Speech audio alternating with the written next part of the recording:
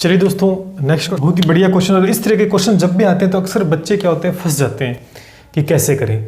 कई तरीके होते हैं लेकिन बिल्कुल यूनिक मेथड जो कि एक कॉमन सेंस सी बात है कि खुद का हम क्या कि इतनी चीज़ें हम पढ़ लेते हैं और उसके बाद में जब भी कोई नया क्वेश्चन आता है तो थोड़ा सा हमें अपना दिमाग लगाना चाहिए कि भाई चक्रवृद्धि ब्याज में होता क्या है, कैसे निकलता है। ये चीज़ हम बार बार क्वेश्चन करते हैं तो ये चीज़ सीखनी चाहिए। ये चीज़ मैं आपको थोड़ा सा अपने दिमाग का यूज करना सिखा दो, जिसमें 99.99% आपका प्रश्न सही हो जाता है।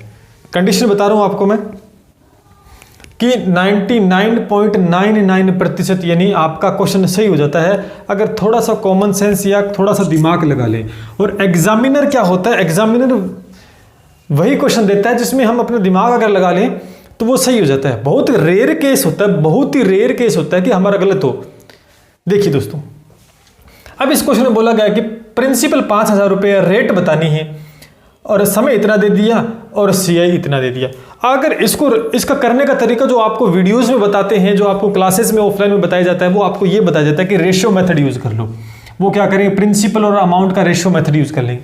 कि प्रिंसिपल मैं वो तरीका बता रहा हूँ जो करवाते हैं आपको ऑफलाइन कोचिंग्स में या आपको कि प्रिंसिपल 5,000 है और अमाउंट कितनी आ गई ये इसमें ऐड और कर देंगे। तो दोस्तों अमाउंट और इनका रेशियो, ये रेशियो मेथड करवाते हैं वो। फिर इसको कैंसिल आउट करेंगे तो दोस्तों 625 और 729 आ जाएगी। जब इसको सोल्व करोगे ना, काटते चले जाओगे तो एक ऐसी वैल्यू आती ही आएगी। फिर ये 625 किसका स्क्वायर है दोस्तों, ये 25 का स्क्वायर है। और ये क्या आ गया 25 ये 27 आ गया। तो यानी 25 का स्क्वायर तो 25 से 27, 25 से 27। ये तरीका आपको जो करवाते हैं वो तरीका बता रहा हूँ। फिर क्या अगर 25 से 27 हो गया तो कितना बढ़ गया, ये 2 हो गया। और 2 किसी में एक्स्ट्रा होगा 25 में, और 100 से मल्टीपल कर दो। 25 चौके 100 4 2, तो 8% आपकी रेट ऑफ इंटरेस्ट दोस्तों आ चुकी है। ठीक है, ये क्वेश्चन। अब ये एक रेशियो मेथड है, ये सारे करवाते हैं, ये सारे करवाते हैं। तो यहां पर आपको क्या करना है कि एक फॉर्मूला हो गया, आपको रटना पड़ा, लेकिन मैं चाहता हूं कि बिल्कुल भी आपको रटना ना पड़े। ठीक है, ये भी आप कर सकते हो, ये भी एक तरीका है आप करना चाहो तो। यानी प्रिंसिपल और अमाउंट का रेशियो लेते हैं ऐसे प्रश्न में 5,000 और अमाउंट में निकालेंगे तो प्रिंसिपल में ऐड करके मैंने ये ऐसे स्क्वायर बनता तो स्क्वायर लिख दो और क्यूब बनता तो एक और लिख देते। तो फिर हम देखते कि एक में कितने की बढ़ोतरी हो रही है वहां से प्रतिशत। लेकिन इसका तरीका देखो, दूसरा जो मेरा है कॉमन सेंस की बात है कि कैसे इसका चुटकियों में दोस्तों हम आंसर निकाल सकते हैं। ये तरीका आपने देख लिया कि यहां पर क्या था, प्रिंसिपल है 5,000। आप समझ रहे मेरी बात को। अब 2 साल की बात हो रही तो 2 बॉक्स बनते हैं, यहां पर बनते कि नहीं बनते। जब 2 बॉक्स बनते हैं तो एक बॉक्स और बनेगा, वो इसका यहां पर रेट लग के ये बनेगी। बताओ इतनी बात समझ में आई? क्योंकि ये लगातार मैं तीसरा पार्ट है ये चक्रवृद्धि ब्याज का, ये चीज सिखाते आ रहा हूं। अब हमें रेट ही तो बतानी है, कहीं ना कहीं यहां पर कोई रेट लगी होगी तभी तो इस बॉक्स में कोई वैल्यू आई है इसमें। और अब हमने क्या सीखा था कि ये जो ऊपर वाली वैल्यू होती है ये इक्वल आती है। ये 2 साल की है, 3 साल की है, यहाँ 100 रुपये तो यहाँ पे भी 100 रुपये, यहाँ पे भी 100 रुपये आती है। उसके बाद में क्या आती है, यहाँ जो वैल्यू आती है वो इसका ब्याज आती है ना। और ये डिफरेंस होता है इन दोनों का, चक्रवृद्धि ब्याज और सरल ब्याज का। ये बात मैंने बताई। लेकिन अब देखो हमें क्या दे रखा है, हमें 832 रुपये दे रखा है। कॉमन सी बात है कि 832 क्या दे रखा है, चक्रवृद्धि ब्याज, मतलब इसका योग दे रखा है। बात को समझना, मेरी बात को समझना। इसका योग दे रखा है। अब इसका योग दे रखा है तो दिमाग में एक बात लगाओ कि यहां क्या वैल्यू आनी चाहिए इस 832 में। आपको पता होने चाहिए कि यहां बराबर बराबर आती है। तो हमें यहां पर इसके ऐसे टुकड़े कर लो कि यहां पर बराबर बराबर वैल्यू रख देंगे और यहां पर ही आ जाए। देखो गौर से देखो, अगर हम देखेंगे कि इसको मैं 400 प्लस 400 और प्लस 32 में तोड़ सकता हूं, नहीं तोड़ सकता। सीधा सा मतलब देखते ही ऐसी संख्या ही मिलेगी पेपर में आपको, आप देख से ही तोड़ लोगे कि बिल्कुल। तो मैं यहाँ क्या लिख सकता हूँ, यहाँ 400 लिख दिया मैंने, यहाँ 400 लिख दिया, बाकी बच गया 32 यहाँ लिख दिया। बताओ इस बात में किसी को डाउट है क्या? क्योंकि यहाँ देखो बराबर बराबर वैल्यू आ गई ना, आ गई जी, बिल्कुल आ गई। ठीक। अब देखो, अभी आप कहोगे सर यहाँ पर हम 300 भी लिख सकते थे, 200 भी लिख सकते थे। जी बिल्कुल लिख सकते थे। अभी उसका डाउट मैं क्लियर कर दूं आपका। कॉमन सी बात है कि कहीं ना कहीं यहाँ पर एक ऐसी वैल्यू होनी चाहिए जिसका ब्याज है वो कहीं ना कहीं छोटी सी संख्या आती है, यानी इससे बड़ी संख्या तो आ जाएगी। ठीक है, अब आप देखेंगे कि यहाँ पर मैंने 400 लिख दिया तो ये 32 आ गया। अब दिमाग में ये 32 आया कैसे? कहीं ना कहीं यहाँ पर कोई रेट लगी है, x% रेट लगी होगी तभी तो ये आया। यानी 32 400 का कुछ ना कुछ परसेंट है। तो हम क्या करेंगे, मैं इसको थोड़ा सा इरेज कर देता हूँ यहाँ से। तो कहीं ना कहीं ये 32 किससे आया सर? ये 400 से आया। इसका मतलब क्या हो गया, 100 का मल्टीपल प्रतिशत निकालें तो 0 से 0 कैंसिल, 8 चौके 32। ये देखो 8% रेट आपके आ गई। और अभी जो मैंने मेथड बताया था जो शुरू में अक्सर करवाते, उससे में 8% आ रहे थे। बताओ किसी को डाउट है क्या इसमें? नहीं है। अब यहाँ पर आप गौर से देखेंगे, ऑप्शन में चेक करेंगे आप। अच्छा ये निकाल लिया, ऑप्शन में आपको दिखाई देगा वहाँ पर 8%, तो आपका उत्तर हो जाएगा। अब इस प्रश्न का आप चेक कर सकते हैं। अब आप गौर से देखें कि भी यहाँ पर ये 8% आ गई है, यहाँ पर ये 8% है, तो इसका मतलब है कि 5000 का 8% फिर ये 400 होना चाहिए। तो वह तुरंत आपको आंसर मिल जाएगा कि 8 5 40 और 400। तो मतलब यहाँ पे भी 8% रेट लगी है, यहाँ पे भी 8% रेट लगी है। बात समझ में आ गई आपको इतनी? ठीक है भी, आ गई मेरे को समझ में। तो ये तो एक कॉमन सा तरीका था, मैंने आपको बताया। बिल्कुल 99% आपका प्रश्न सही होगा। अब आपको सर आपने 400 लिख दिया, मैं तो यहाँ पर 300 और 300 लिखूंगा, यही बात बोलोगे? ठीक है, आपने कह दिया। देखो इसको उतार लो पहले, मैं आपका डाउट क्लियर करता हूँ कि ये कैसे 99.99% कैसे हुआ। ये नोट कर ली ना? ठीक है चलो। अभी आपके मन में एक डाउट आ गया, क्या कि सर मैं तो, आपने कहा 400 आपको तो आता है, तब आपने लिख दिया ये। ठीक है, इसको वेरीफाई करो कि 400 लिखा जाएगा यहाँ पर, हम कैसे पता लगेगा? ठीक है, ये नोट कर लिया, मैं इसको इरेज करता हूँ। आंसर क्या था? 8% आएगा। ठीक है, यहाँ पर 832 है ना, यहाँ पर 832 है। ठीक है, 8%। अब देखो मैं आपका सारा डाउट क्लियर करूँगा। ये मुझे पता था, ये चीज़ आपके ऑफलाइन में होते तो पूछते हैं, यहाँ आप नहीं हो तो नहीं पूछ सकते, कमेंट में आंसर आपका आ जाता। चलिए मैं क्या करता हूँ, आपने कहा कि सर मैं इसको ये भी लिख सकता हूँ 300 और 300 लिख सकता हूँ, लिख दिया। फिर ये हो गया 600। तो अब आप कहोगे सर 800 में से 600 जाएगा तो 232 आएगा, यहाँ पर 232 आएगा, यही आएगा ना। 600 700 800 832 आ गया। तो इसका आपको सर जब 300 लिखेंगे, भाई लिख दो, आपकी मर्जी है, लिख दो भैया 300। यहाँ फिर कितना आएगा? 232। आपको सर ये आ सकता है। अब मेरी बात सुनो, आपने लिख तो दिया 232। अब ये यहाँ पर कोई रेट आ रही है ना, निकालो इसकी रेट। पहली बात तो इतनी बड़ी संख्या नहीं आती, ध्यान करना। लगभग 99.9% ये आगे वाली दो संख्या यहाँ पर डिफरेंस में आती है। अब इसका अगर 232 किसका है? 300 का निकालोगे आप, 2 0 से 2 0 कैंसिल आउट, 3 और 2, ये 3 से कैंसिल आउट नहीं होगा। आंसर किस में आ रहा है? पॉइंट में आएगा, पहली बात। ठीक है, पॉइंट में आ रहा है। तो यही भी आपका दूसरा पॉइंट में आ रहा है। अब ऑप्शन आपके पास है, वहां पर है आपके पास ऑप्शन 8%, आपके पास ऑप्शन कुछ और है। तो यहां पर आंसर पॉइंट में आ रहे हैं, रेट आपकी पॉइंट में आ रही है, तो तुरंत आप जान जाओगे 4 ऑप्शन में पॉइंट में क्या रेट आ रही है, क्या नहीं आ रही। तो इसका मतलब हम गलत निकाल रहे हैं। फिर आपको सर चलो 300 नहीं लिखे, मैं 350 लिख देता हूं। चलो आपकी मर्जी है, 350। चलो इसको पहले मैं समझा देता हूँ एक और वेरीफाई करने का तरीका। आपने ये जो रेट लगाई है, मान लेते हैं कि ये रेट आपने निकाल ली, मान लेते हैं x% को रेट निकाल ली। तो ध्यान करना, इस x%, तो इसमें जब x% लगाए तो इसका उत्तर 300 ही आना चाहिए। अगर इसमें x% लगाए ये 300 नहीं आ रहा ना, तो ये आपका आंसर गलत है फिर। तो यहां से आप वेरीफाई कर सकते हैं। ठीक है, तो इसीलिए करो, आप कुछ भी लिख के देख लीजिए अपना, या 350 लिख लीजिएगा। 350 लिखो तो कितना हो जाएगा? 300 और 600 और एक 700 आ गया। हमारे पास 832 है, तो यहाँ पर 132 आ जाएगा। यहाँ क्या आ जाएगा? 132। अब 132 अपॉन में 350 लिख के इसका आंसर सोल्व करना। ठीक है, यहाँ पर रेट आ गई, वही रेट यहाँ पर लगाना 5000 में। क्या उसी रेट से 5000 का 350 आ रहा है? क्या आ रहा है? तो इसका मतलब फिर आपका आंसर सही है, वरना गलत हो जाएगा। तो ये चीज मैं आपको समझाने की कोशिश कर रहा हूं कि यहां पे आप अपने उत्तर की जांच भी कर सकते हैं, आप अपने उत्तर की जांच भी दोस्तों कर सकते हैं। ठीक है, चलिए दोस्तों एक और ऐसा ही क्वेश्चन लेते हैं। आप ये भी कह सकते हो कि सर पिछला क्वेश्चन आपने करवाया था वो आप अपने अकॉर्डिंग डिजिट ले सकते हो, क्योंकि आपके मन में जो भावनाएं उठती है वो मैं समझ सकता हूं। लेकिन भाई ये जो क्वेश्चन आया हुआ है ये आपका एनटीपीसी, जो पिछला एनटीपीसी हुआ था उसके अंदर दोस्तों ये आपका क्वेश्चन आया हुआ है, रेलवे के अंदर आया हुआ है। अब आप देख लो, ये रेलवे के अंदर क्वेश्चन आया हुआ है, इसमें रेट पूछी गई, यही संख्या दोस्तों सेम टू सेम दी गई थी। तो आपके मन में जो डाउट था वो क्लियर करना कि पेपर में ऐसा आ सकता है क्या सेम टू सेम। सर आपने वो डिजिट ली होगी जी, बिल्कुल मैंने ले ली, चलो मैं एक्सेप्ट करता हूँ, ये एनटीपीसी के अंदर डिजिट आई हुई है, ठीक है। जो अब की बार एनटीपीसी नहीं, इससे पीछे जो एनटीपीसी हुआ था आई थिंक 2016 में हुआ था, तब हुआ था ना, उसके अंदर दोस्तों ये एग्जाम में आया हुआ था। अब देखो, अब तरीका वही यूज करूंगा मैं कि हमें रेट निकालने, तो मुझे पता है कि यहां पर तो प्रिंसिपल होता है, जबकि दे रखा है तो 20,000, जबकि दे रखे है तो 20,000। अब 2 साल की बात है ना, तो यहां पर 2 बॉक्स और बना दो, यहां 2 बॉक्स और बना दो, फिर 1 बॉक्स और बनेगा, इसका प्रतिशत बनेगा। यहां पर सरल ब्याज 2 सालों का बराबर बराबर आता है, यहां पर अंतर आता है सरल ब्याज और चक्रवृद्धि ब्याज का।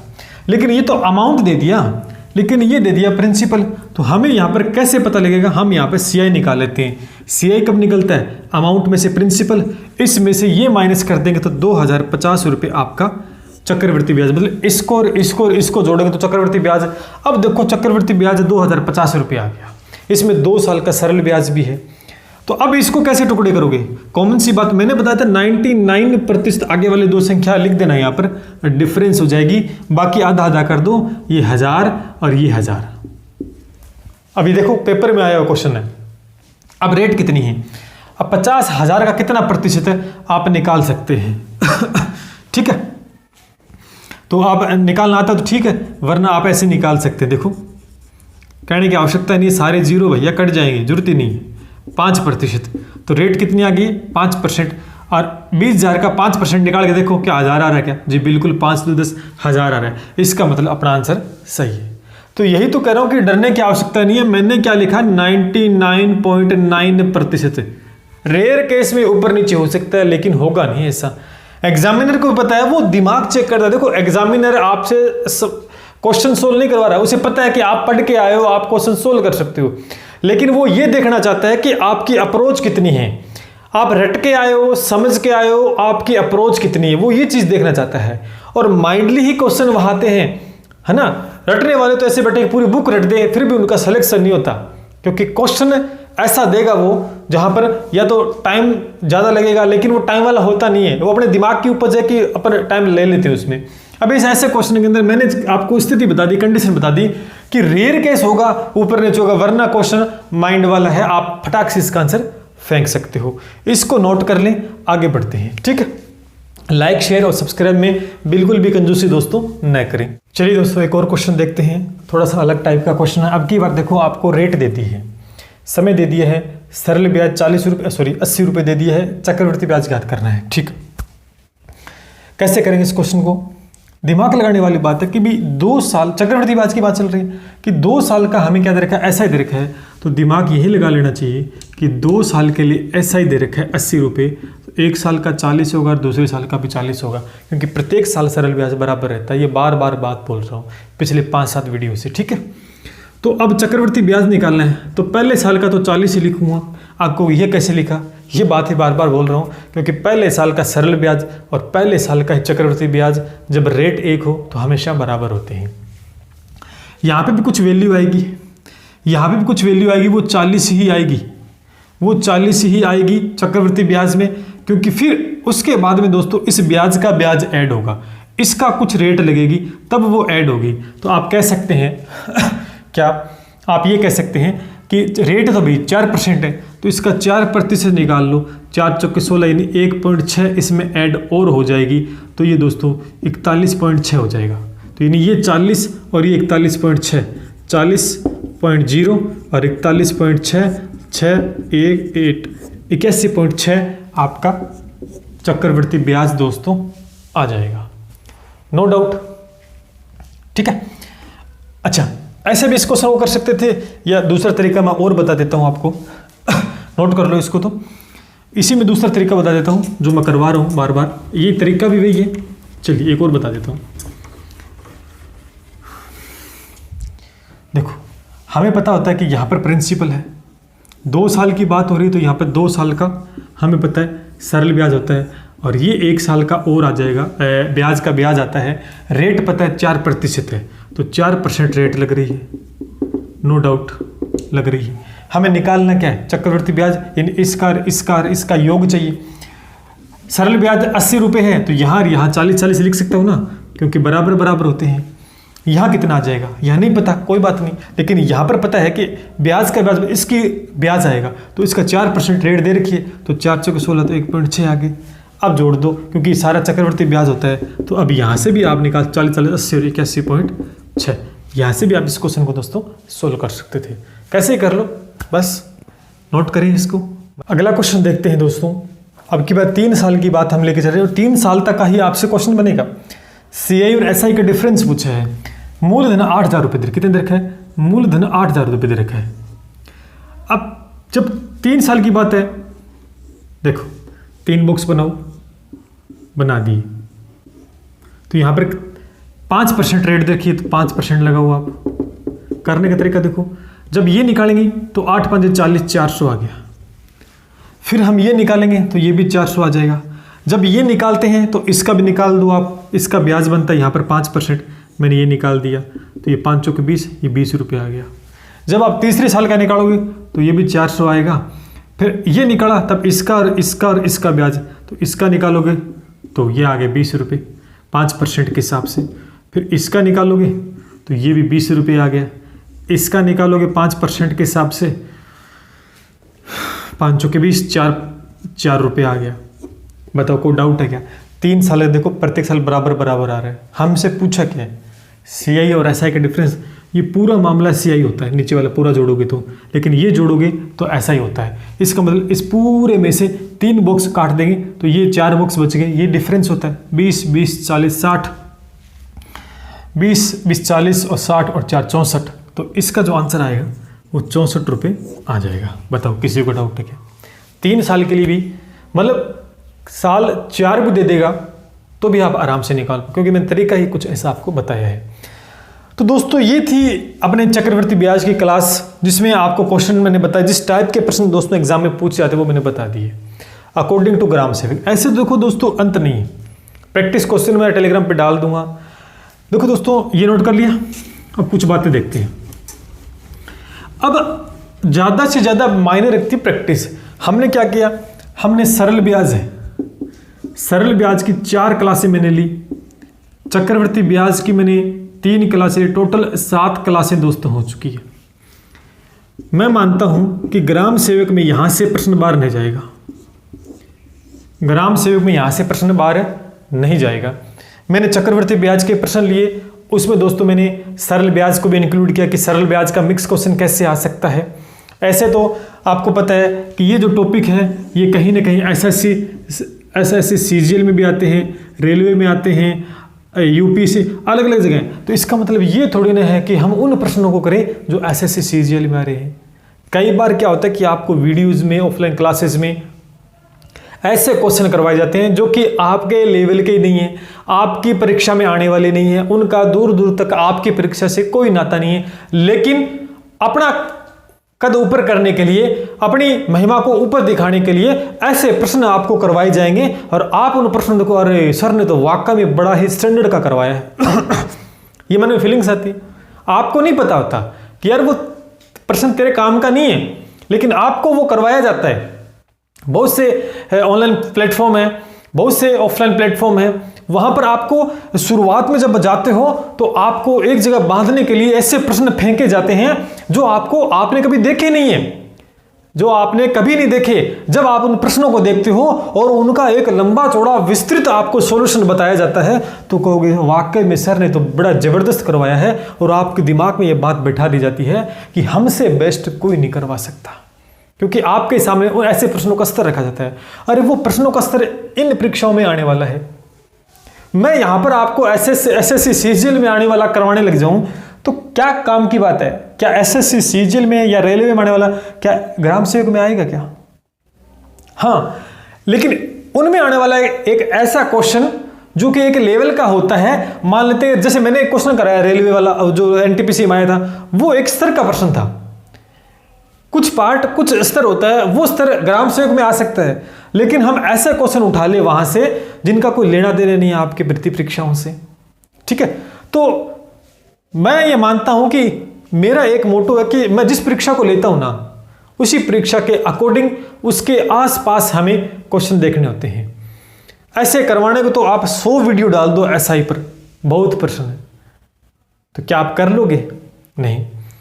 तो मेरा एक ही लक्ष्य है, इतना कंटेंट आपको प्रोवाइड करूं कि ग्राम सेवक में क्वेश्चन बाहर ना जाए, कम समय में ज़्यादा से ज़्यादा कंटेंट, इफेक्टिव चीज़ें आपको प्रोवाइड करवा रहा हूं। तो यहां पर सरल ब्याज और एसआई दोस्तों मेरे हिसाब से मैंने खत्म कर दिया है। किसी प्रकार का और कोई डाउट आता है तो कमेंट सेक्शन में आप पूछ सकते हैं। अब एक नया टॉपिक डिस्कस करेंगे। विश्वास सबसे बड़ी चीज होती है। फिर कह रहा हूं, अगर आप विश्वास करते हो तो अपने कदम जमीन पर रखना, अगर विश्वास नहीं है तो आप किसी बड़े से बड़े संस्थान में चले जाना। अगर आपका विश्वास नहीं है किसी पर तो आप क्वेश्चन सोल्व नहीं कर पाओगे।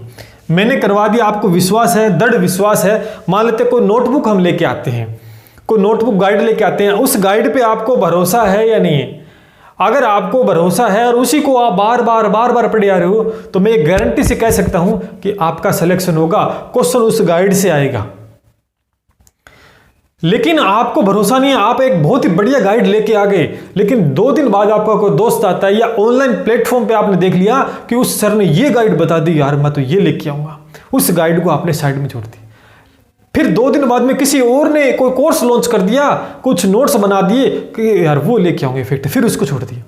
तो आपका विश्वास नहीं है तो आप कामयाब नहीं बन सकते। एक जगह टिक कर आपको तैयारी करनी है और विश्वास दिखाना है जो चीज आपके पास है। अरे मेरे पास बंदूक है, ये गोली तो चलाती है, लेकिन मुझे भरोसा ही नहीं है ये चलेगी नहीं चलेगी। अरे विश्वास रखो, चलेगी।